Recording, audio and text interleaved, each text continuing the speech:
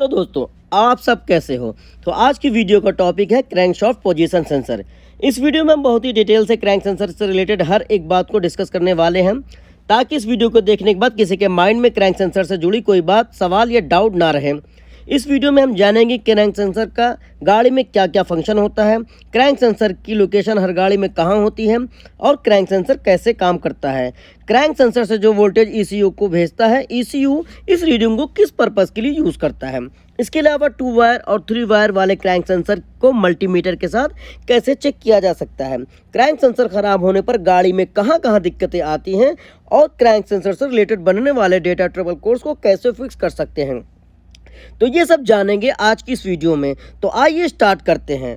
Video start करने से पहले बताता चलूं कि अगर आप नए हो तो हमें इसी तरह सपोर्ट करें, ताकि हमें इस तरह की वीडियो बनाने का प्रोत्साहन मिलता रहे। तो सबसे पहले क्रैंक सेंसर की लोकेशन, फंक्शन और वर्किंग को देख लेते हैं।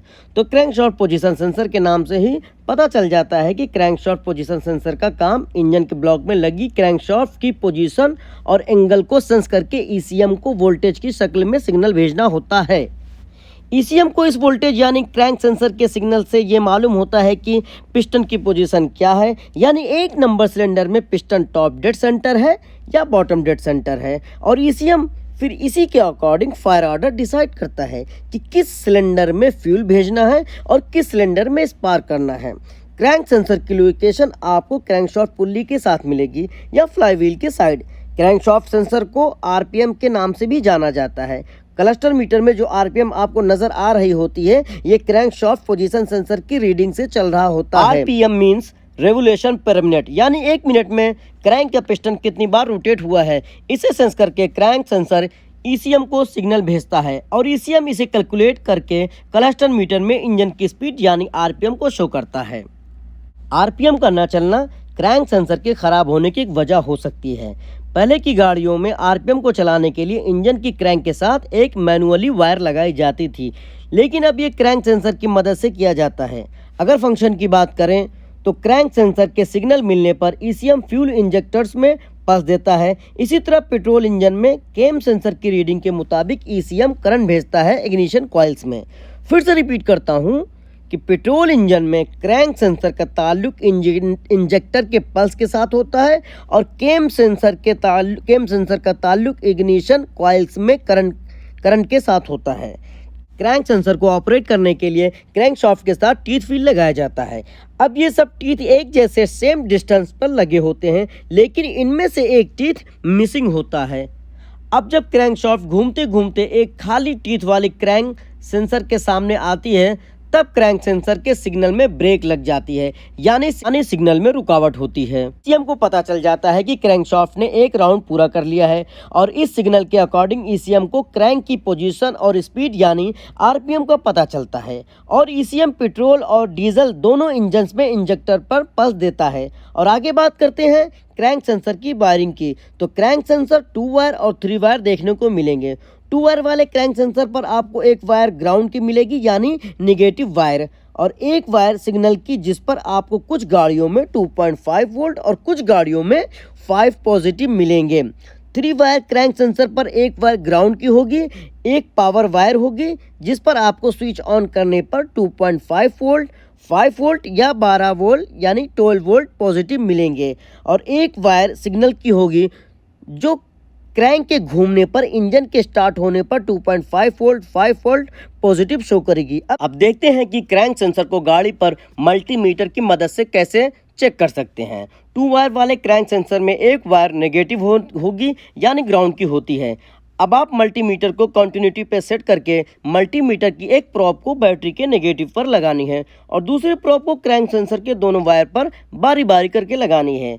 जिस वायर पर मल्टीमीटर से साउंड यानी बीप की आवाज आएगी वो वायर ग्राउंड की वायर है, और मल्टीमीटर से बीप की साउंड आने पर यह कंफर्म हो जाएगा कि सेंसर की ग्राउंड वायर बिल्कुल ठीक से काम कर रही है, यानी वो कहीं से ब्रेक नहीं है।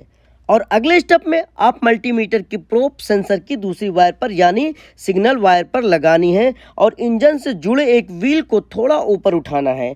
3rd या 4th गियर में लगाकर व्हील को घुमाना है। ऐसा करने पर क्रैंकशाफ्ट स्लोली घूमेगा और क्रैंक सेंसर सही होने की सूरत में 2.5 वोल्ट से 5 वोल्ट पॉजिटिव जनरेट करेगा।